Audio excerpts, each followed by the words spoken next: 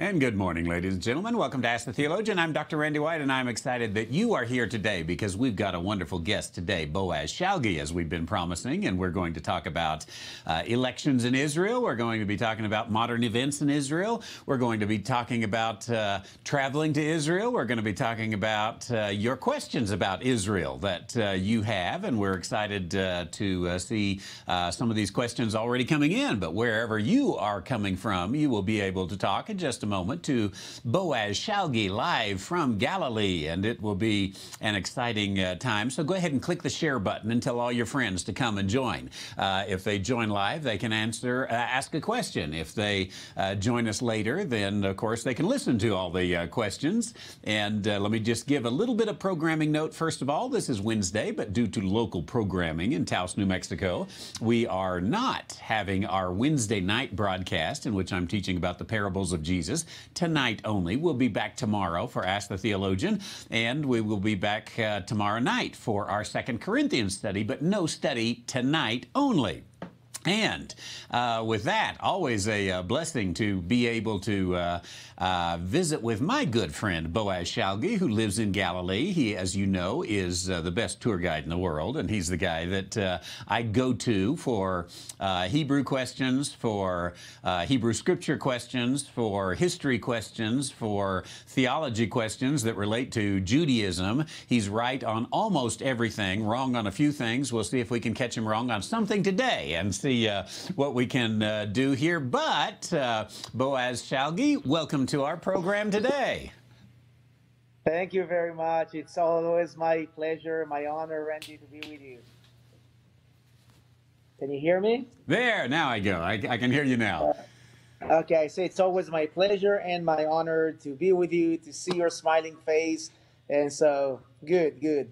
Well, thank you, Boaz. Thanks for being with us today. And I know our listeners are excited. And for those of you who don't know, Boaz is just the most wonderful friend in the world to me. And I appreciate him and his family, 2 boys and a girl.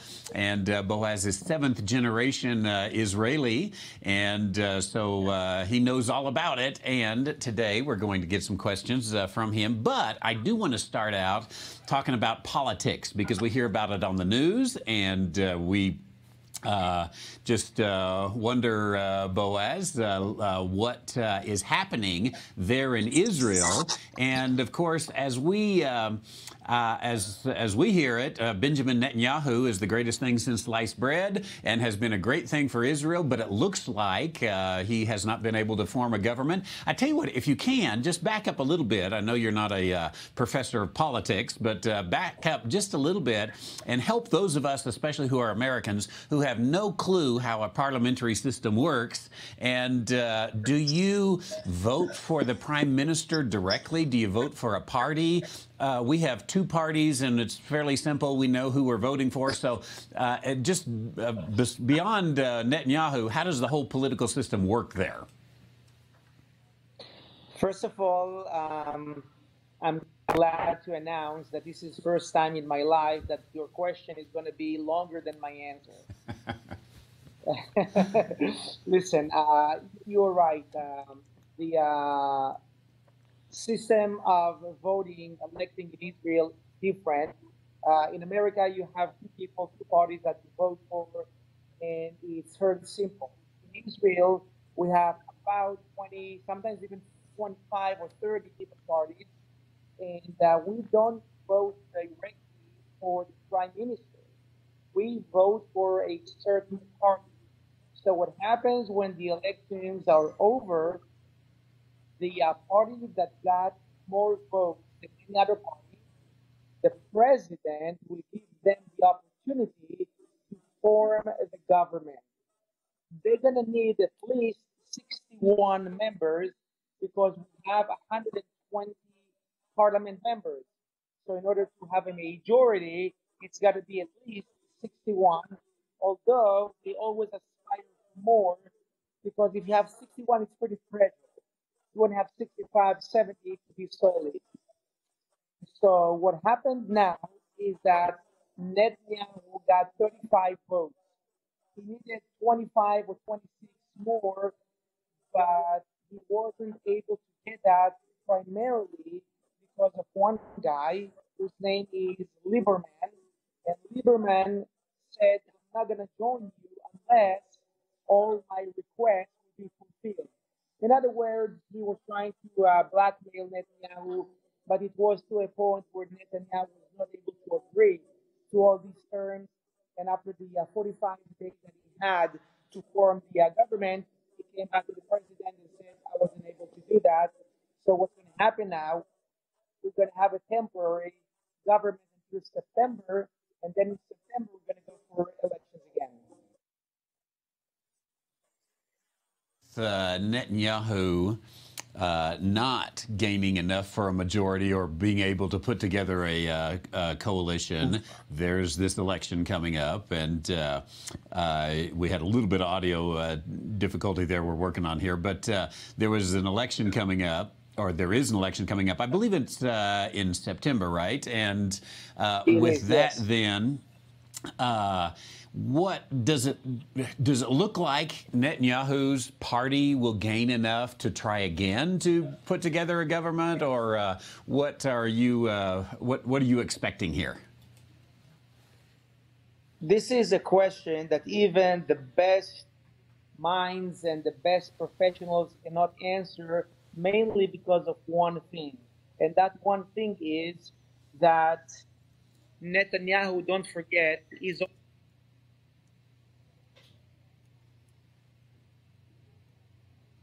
it will be that Netanyahu will have to quit because of all the accusations against him, and then the Likud party will have someone else instead of him. I predict myself that if that happens, that the Likud party is going to have a very good chance to win the election. People are very hesitant to vote for someone who potentially can go to prison in 1 or 2 years from now. Okay. And I am going to check here. How's our audio coming? Are we okay? Okay. He says we're working. He's sending me notes, and I'm having a hard time taking care of both what's going on there. Sorry about that. Now, with this, are we coming into the questions here? Is it going to, if Netanyahu does not win this election, is that going to be a good thing for Israel?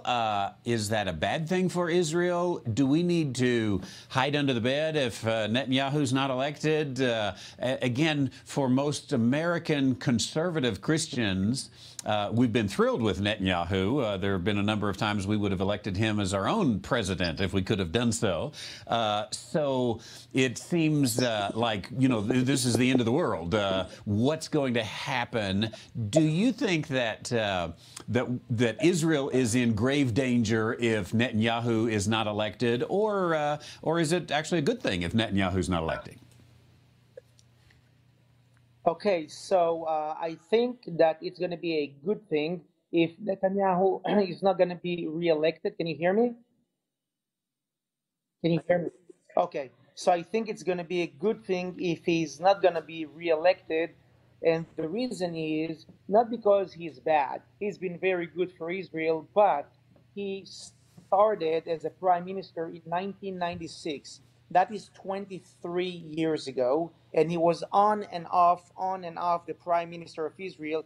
But 23 years is way more than someone should be leading his country in a democracy system, democratic system. And so what happens is that he already developed connections with the Supreme Court judges, with all the politicians. He is too connected, and that is getting to a position where it's getting scary. He's got so much power in his hands that it starts to remind us of the Turkish regime with Erdogan. It's always also kind of a democracy over there, but it's all one-man show. And a democracy cannot be a one-man show. Now, in addition to that, no one is going to have to hide under the bed because the other big party is led by Benjamin Gantz. Benjamin Gantz was the chief of staff of the Israeli army. And in his party, there's two more former chief of staffs of the army. So you have three very prestigious generals of the army. I don't think you can go wrong with that, especially when it comes to security.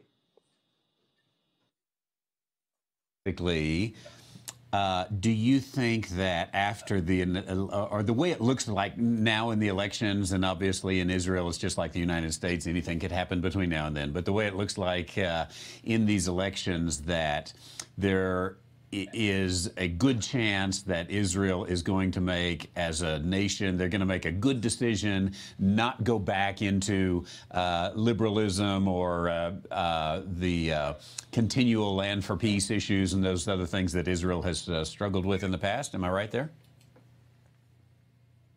You're right, and that's not going to happen because the liberals, they're tiny today. Actually, every elections they get smaller and smaller. So that will not even be a factor. And don't forget that even if a big party like the one that I just mentioned now, all of a sudden they turn crazy and they go, all right, we want peace and land for peace and everything that you mentioned, they cannot do that before going to referendum. And if it goes to referendum, people will vote against it. So it's just not going to work. So would you say that in the last, 10, 12 years that Israel has moved more to the right? They're more conservative than used to be in this regard? Yes, absolutely. And even parties that used to consider themselves in the center of the political map now are leaning more towards the right. And that is because they know that the people of Israel have changed because of all the violence that we've had here in the last 20 years. Many people changed their minds and started leaning more towards the right. And in order to have all these votes, you also have you yourself to lean more towards the right. So whoever replaces Netanyahu, if that happens, will also be more conservative. And like I said, I don't think we have anything to worry about. And do you think that in the last few years, obviously, the United States has looked a little more to the right anyway in its presidential elections, great divide here in the United States, but have American Jews who tend to be very liberal, you may not have an answer on this because you live in Israel, but do you get any indication that American Jews are also moving a little to the right? Yes, fortunately, yes. I can see that. I talk to people. I talk to my Jewish brothers and sisters in America. It's obviously not in the numbers that I would have liked to see it. But if you look at what it was 20, 25, 30 years ago, over 20 or over 90, 95%, now it's dropped to 70. Well, 70 is still a lot, but 70 is not 95. And I think that it continues to shift in that direction. And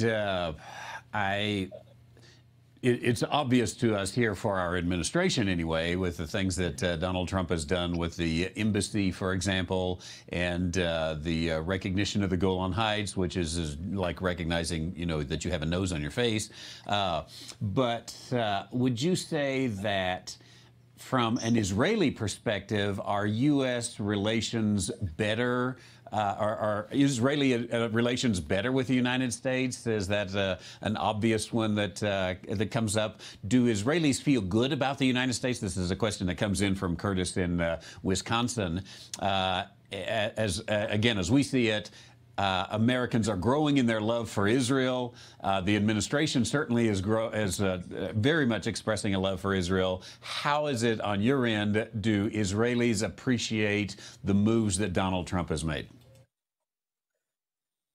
We appreciate it a great deal. But before I even talk about Donald Trump, I want all the Americans and everyone who's listening to me now to understand that the relationship between Israel and America, fortunately, is a lot stronger than a relationship between two people. So under Obama, for 8 years, it's been very difficult, but we never felt that our relationship with America is deteriorating. We felt that one particular person who happens to be the president of America is not friendly to Israel, but we knew that the American people they haven't changed their minds, and we're still friends with the American people. So that was always good, even though one person did his best to kind of jeopardize that. Now, under Trump, everything is so much better, and I can't even begin to explain to people how important the whole thing with the Golan Heights is, because biblically, that's our land. Historically, that's our land.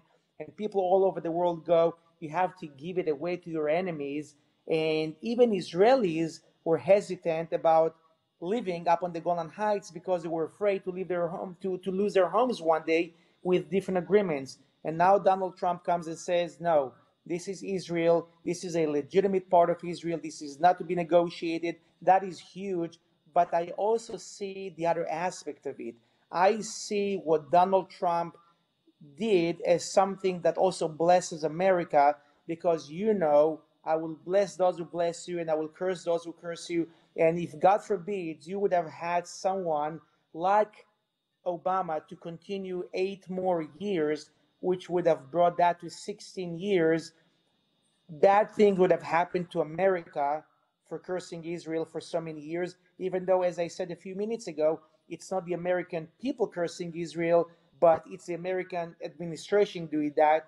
So by blessing Israel, Trump is also blessing America. Excellent. And obviously, I would agree with that. And we hear word, I've heard a little bit of word anyway, that they're actually starting a town in Galilee that is going to be named after Donald Trump. What do you know about that from your end? That is correct. We don't know the name yet, but that's going to happen. And I want, again, all our listeners to know that we honor America a great deal. There is a village in Israel called Truman's Village, after Harry Truman. We have Kennedy Forest for JF Kennedy in Jerusalem. And we are the only country outside of the United States that has the memorial for 9/11. And now we're going to have a place named after Trump. And in Jerusalem, there's a street after Abraham Lincoln. So I just want, again, all our listeners to understand that, because when people come to Israel, they oftentimes think, hey, shall we hide our American identity? And I say, no, don't do that. It's the safest place in the world, probably after America itself, where you can go with American flag, American t-shirt, and be proud of your American identity without worrying that someone will attack you because of that. The other way around, people will come to you and express their love to you for being American. And let's turn that around a little bit. As a Jew, you and your family, of course, are Jewish. Do you see a growing anti-Semitism, like in Europe, for example, where you might be, or other Jews might be, or maybe should be, uncomfortable about displaying their Judaism, like you have expressed that we can go to Israel and display our Americanism?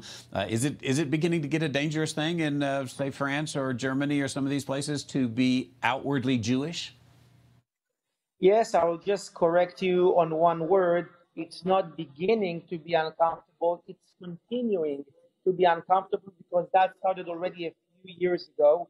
There are places in Europe where Jews will not dare walking with a yarmulke or a Star of David or anything that will identify them as Jewish people. And as a matter of fact, in every curse, there's also a blessing. And the blessing that comes through that is that more and more Jewish people are leaving Europe and coming to Israel.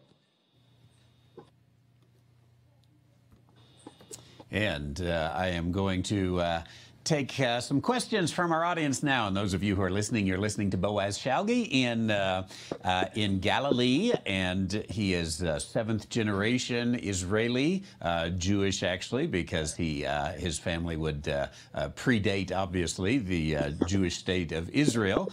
But Boaz, a question that comes in, a biblical question, not a political question. But I guess that politics are involved here too, though. On the next temple, how is the next temple to be built? The question comes from Forney, Texas. The Jewish people seem to be split on the issue. Either God will descend from heaven when Messiah comes, or the Jewish people will build it themselves, directed by someone. So, as you see it, anyway, how do you think the next temple is going to come about? Okay, so once again, this is an issue where there's no any different thoughts about. There's one clear thing about it. Messiah is going to come first. Elijah will be there earlier to announce Messiah coming. When Messiah comes, he will restore the temple, which means he is going to say, now you have the permission to build the temple. And only then the Jewish people will start building the temple. Any Jew that will tell you that we're going to start doing that before Messiah comes doesn't know what he's talking about. And with that, then, obviously there are some moves to rebuild the temple, for example, with the Temple Institute and the things that are being done in preparation for the temple. Do you think that is there what's the possibility of a false Messiah coming in, and people who are very eager to want to build the temple maybe would succumb to the lies of the false Messiah, thinking he's the one? Okay, so first of all, the Temple Institute, which I appreciate, they never say that they're going to start building the temple. Like you said, they start all the preparations for building the temple, but they too are waiting. And the possibility of a false Messiah coming, that's always a possibility. But don't forget that Israel is led today by chief rabbis and people that are very, very educated and very prestigious in what they're doing.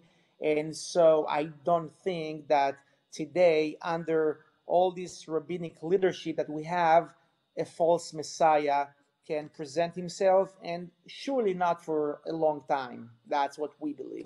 But again, who knows?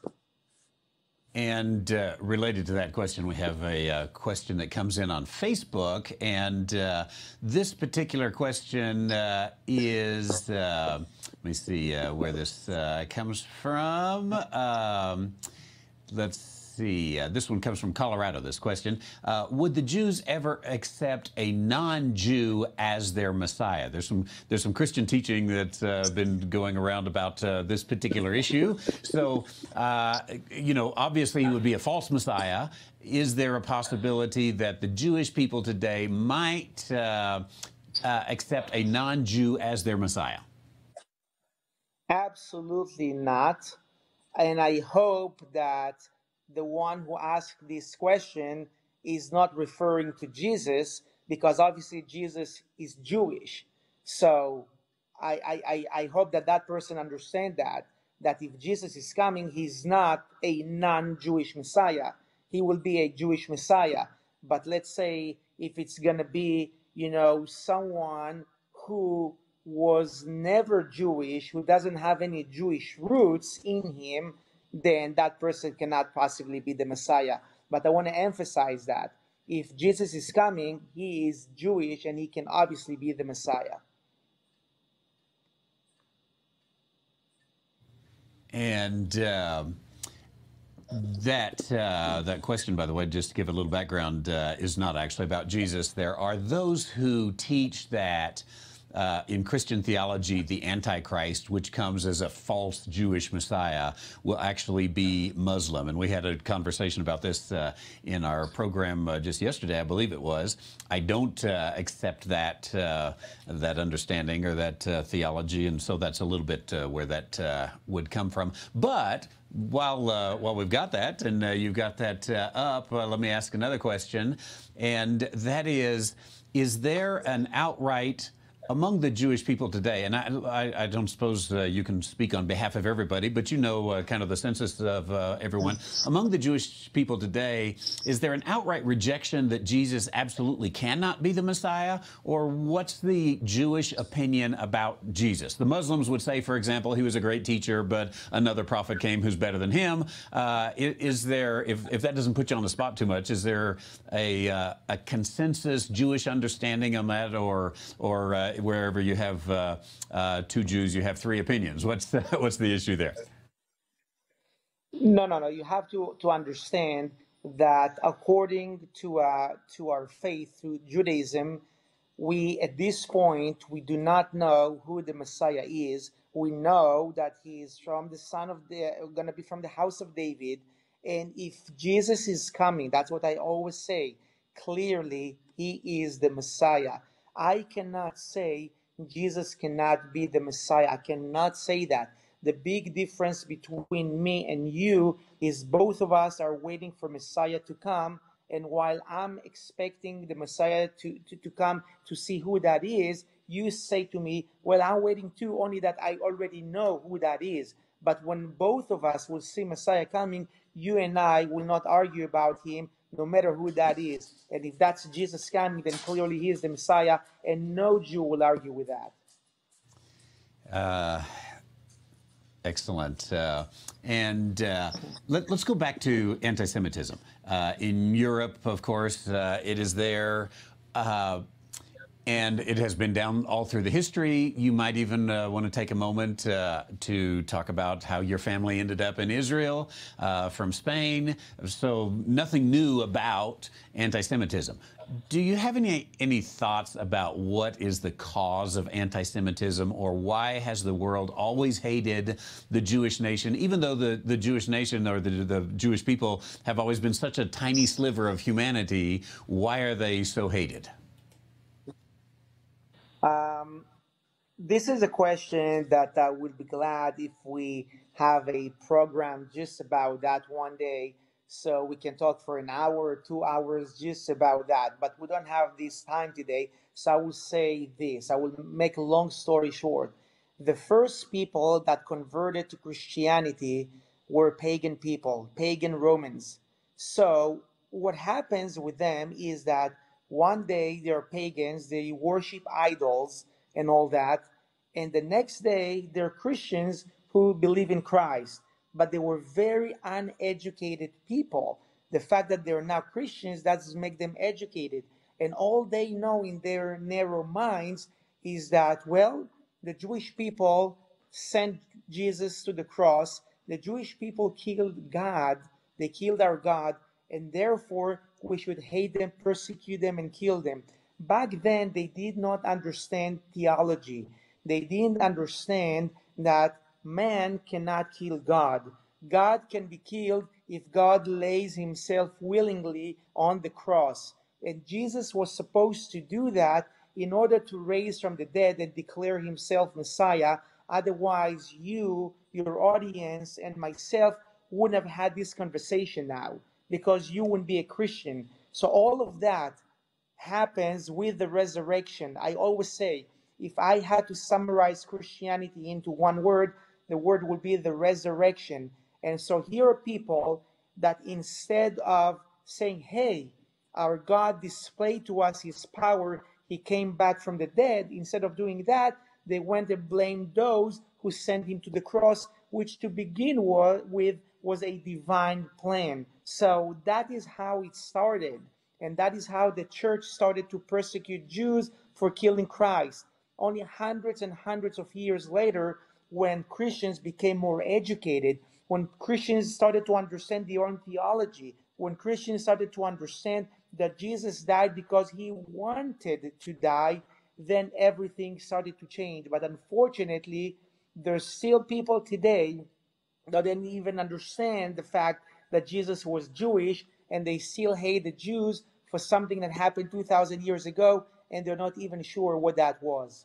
That's a long story short.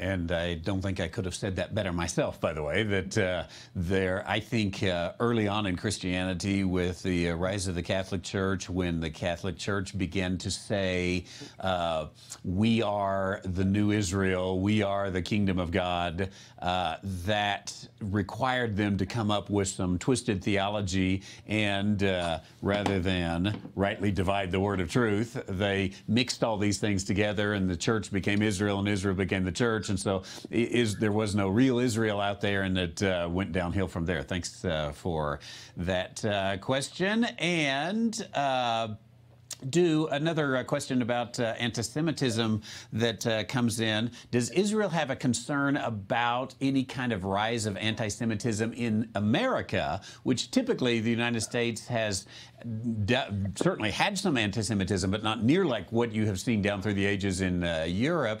Is there a concern that it might become a problem within the United States? The answer is yes and no. Yes, it's already happening in the United States. No, we don't think that's going to be a landslide, that it will actually be performed by the government and the majority of the American people. No. But as we speak, there are people in America, and you saw that with all the incidents of shootings in synagogues and whatnot. But more than that, it's the growing Muslim population in America that hate the Jews. And if you understand what they say in their mosques every Friday is go kill the Jews, go kill the Jewish pigs. And so, yes, this is happening in America. It's growing in America, but I don't think it will ever be in a level that the evangelicals and all the friends of Israel will allow that to grow beyond, what it is now and actually risk the American Jews. I don't think so. And what about within liberal Christianity, liberal Protestant Christianity, which historically has bought the line of Martin Luther, his anti-Semitism, and others that come through that? Today we see some of these denominations like the Methodists and the Presbyterians who are part of the boycott, divest, and sanction movement, BDS movement in Israel as a tour guide.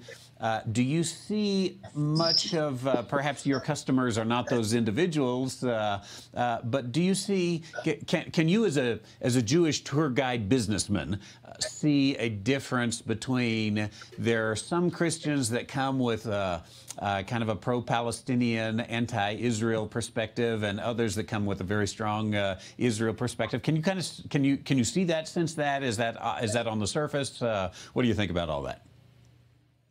I do see that.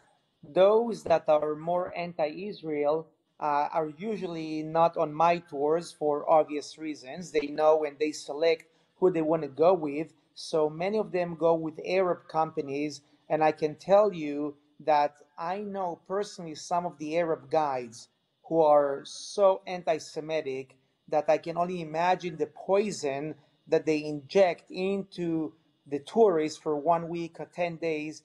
I can't even begin to understand what they tell them when they go to Masada, what they tell them when they go to the Holocaust Museum and all these other places. I will tell you this. There are many people that come on these tours, but they don't know. They don't know any better. They come on these tours because their pastor is anti-Israel and he brought them. And sometimes I have people that have been on such a tour and then somehow came later on one of my tours and they said to me, Boaz, I cannot believe what was done to me. I cannot believe all the lies that I've been told, either at church or when I came to Israel 5 years ago with this Arab company. So it's not necessarily the people that are anti-Israel, but I think it takes only one pastor to be anti-Israel, to bring 200 people with him, and then all they hear is all these bad things about the Jewish people. I think that's a very good point, and I've said this a number of times, and I would say it even if Boaz was not here, but I don't know why you would want to go to Israel and get a tour of the land of the Hebrews and understand the history of the Hebrew influence on Christian theology anyway, and not get it from someone who comes from that Hebrew perspective and has lived it and knows the ins and outs of the law and of the history of the land and all the other that could be said there. Let's see, a couple more questions come in online from Facebook. From a Jewish perspective, what did Moses mean when he told the Hebrews that there would come a prophet like me? Listen to him. What he meant is that there's going to be another great prophet. Moses himself, he knew that he was the one who got probably the biggest mission ever, and that is to lead the people from Egypt, from the desert, into the promised land. So obviously people had so much respect and trust in him. So when he says that, he says, when that person comes who is on my scale, listen to him. Don't make a mistake and reject him. Okay, we lost some video there, but we heard your answer perfectly, so I appreciate that. And let's see here. I want to make sure I got... here's a question that comes from Jim. With all the right-wing infighting, that's a perspective, and maybe you'll have some insight on that, in Israeli politics, right-wing infighting, you've kind of answered this, but go ahead and speak to it again. First of all, will the left win this election? Which you've kind of said no, you can confirm that.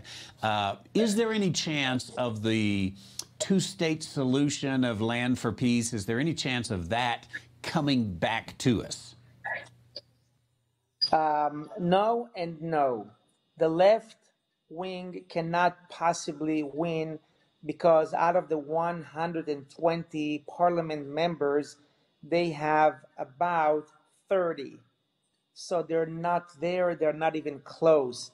Eventually, the right wing, with or without all their fightings, will be able to form a coalition. The left wing is not even an option. And like I said earlier, the two-state solution, land for peace, all these things, not only that's irrelevant, this is irrelevant even by America today. And even some European countries understand that in any future agreement, there's going to be something that's going to be more creative than that, because that is not going to happen. It's too late. It's irreversible. You cannot kick out 700,000 Jewish people who live in Judea and Samaria from their homes. Where are you going to put them?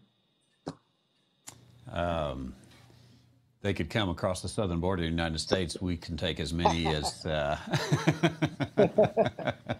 You're exactly right. Where are you going to put them is a huge question. And I appreciate you bringing up just the logistics of that issue. One more question, and we've lost your video, but we're still getting your audio. The question is, I believe it was Malachi who said Elijah will come first. Before Messiah, Elijah will come. What's the Jewish understanding of that prophecy? Well, it's exactly what I said earlier about how we're going to know that that is the true Messiah coming. When Elijah comes, then it's going to be the true Messiah. Maybe there's going to be a false Messiah before that. Maybe there's going to be more than one false Messiah. But when Elijah will come, and we will know, I don't know how we're going to know, but God will give us a sign. This is Elijah. And when Elijah says, I am Elijah, and I'm announcing the Messiah, then clearly we're going to recognize who the Messiah is, because that's going to be crystal clear. So Messiah comes right after Elijah comes and announces his arrival. I would assume with that the Jewish people would expect that with Messiah's arrival there would be, I'll say, supernatural signs and wonders, miracles, something that makes it obvious this is not just another individual that has come, but there's supreme powers behind it showing things. Is that a Jewish belief or not? That's a Jewish belief. It's going to be on a scale like, parting the Red Sea, and even something bigger than that, something that human beings will understand. that could not possibly have occurred unless God made it. It's going to be more than just, a little storm or heavy rain that we occasionally have. It's going to be something that is, against the physics laws, or something that people will go, wow, we know that God is talking to us right now. Maybe like something written in the book of Revelation. Who knows? And yeah. and we have another question that came in that I want to take if we've got time for it. And that is Temple Mount. Help us to understand this a little bit, because we know even this week there was the reminder of the Six-Day War on June concluded, I believe, on the 6th of June in 1967. And at that time, of course, there's the famous picture of the soldiers there, and they reclaimed Jerusalem and reclaimed the Temple Mount for the nation, the new modern state of Israel. But then help us to understand what did they do immediately after that? Does Israel still control the Temple Mount? And what kind of things would have to happen to totally reclaim the Temple Mount in order to rebuild the temple? So, unfortunately, 3 days after we liberated the Temple Mount, unfortunately, Moshe Dayan, our Minister of Defense, handed it over to the Jordanians, thinking that by displaying this gesture that will create peace, which obviously is not the case over here. So today we own it, but unfortunately the control, the opening hours, closing hours, all that is controlled by the Jordanians. But we know that when God decides that it's been there enough and now Messiah is coming and the temple will be built again, then clearly the two mosques that are up there will be gone. How that's going to happen, a meteorite, an earthquake, a nuclear missile, I don't know. But again, we will just wake up one morning and it's not going to be there anymore. As simple as that. And we keep having the questions come in, so I'm going to take this other one also. And I'll put this kind of together in two. First of all, there is Maimonides, the famous, I don't know if rabbi is the right word, or Jewish teacher, and Maimonides' principles that I believe hold to a resurrection from the dead, or a Jewish belief in the resurrection from the dead. Jews do believe in a future resurrection, correct? Correct. Yeah. When Messiah arrives, people will resurrect. First will be those that are buried on the Mount of Olives, because they're the closest one to the Temple Mount, and then everyone else. Excellent. So much more we could talk about. And Boaz, I look forward to talking about all that. But we'll save those for future programs, some of those theological questions. But tell us about two trips that we have together that all the individuals out there who are saying, this is a fascinating discussion. I'd love to spend 10 days talking to Boaz. They could join us either in Greece or in Israel, late October or mid-December. Why don't you twist some arms now, Boaz? Be a good Jewish salesman here and see if we can bring about some registrations here for these two trips, because I would love to travel with individuals. And Boaz, be with us. Tell us about what we do on some of these trips, either Greece, which is, of course, brand new for us, or the Israel trip. Okay, so first of all, I will just say what I always say, and that is that the best way to sell Israel is simply to tell the truth about Israel. So on the Israel tour that we're gonna have, it's gonna be a tour that will be good for both people that have been before, but also people who want to come here for the first time. You've traveled many times with me, and you know that every time I will pick up, one or two or three or four places that no one has been to before, oftentimes not even you, and you've been here so many times. I'm always updated with what's going on. So it's going to be an exciting tour. But again, in our tours, we combine politics and Bible. and history and see how everything connects together to this wonderful and amazing story, the story of the Jewish people. And the story of the Jewish people is also the story of the Christian people, because that's where it all started. So one thing I want to say to everyone: don't wait. Don't say it's on my bucket list. It's not going to happen if you don't sign up for the tour. You know, on so many of my tours, I have people come to me with tears in their eyes, saying this was the dream of my mom or my grandpa, but they never made it because they died. And they died before they came to Israel, but that was a dream. So if you keep dreaming, it's not going to happen. Just make the dream happen. You know, pay the whatever it takes to get on the plane and come here and be one of these millions of people who have been here, and not even one of them said it wasn't worth every penny to come here on a tour that changed our lives. And then the one of Greece is a must, because many of you have been to Israel, but I do not know if you ever went to Greece in the footsteps of Paul. That's going to be another amazing tour. It's going to be Athens, Corinth, Pergamum, one-day tour to Ephesus in Turkey. It will include a cruise in the Mediterranean Sea to some of the Greek islands, including Santorini. So this is mainly for people who have been to Israel and want to see more of the biblical story. But both tours are going to be amazing. And yeah, don't wait. Do not wait. Sign up with Randy. Bring your spouse, bring your kids if you can, and come on a tour that will change your lives. Amen. I totally agree, and would be happy to talk to anyone about signing up for that. And we're out of time in our half-hour program. We were out of time about 20 minutes ago, but it's been a blessing, Boaz, to have you with us. And I tell you what, I think that we ought to make plans to be on more regularly, and I hope you'll come join us in our program, and let's talk theology from a Hebrew perspective and get some insight into the Hebrew Scriptures.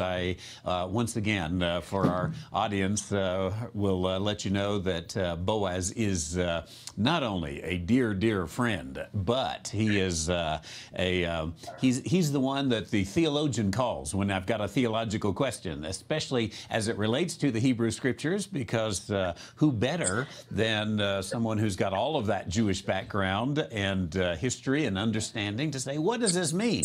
And so many times I get a completely different perspective than what we had in our Greek, Gentile, Christian background and understanding. So, Boaz, I appreciate it. Thanks. I know it's, getting close to 8 o'clock there in Israel, I believe, and so you've given some time away from your family this evening. Tell Maggie and the kids thank you for that, and we look forward to having you again, Boaz. God bless you.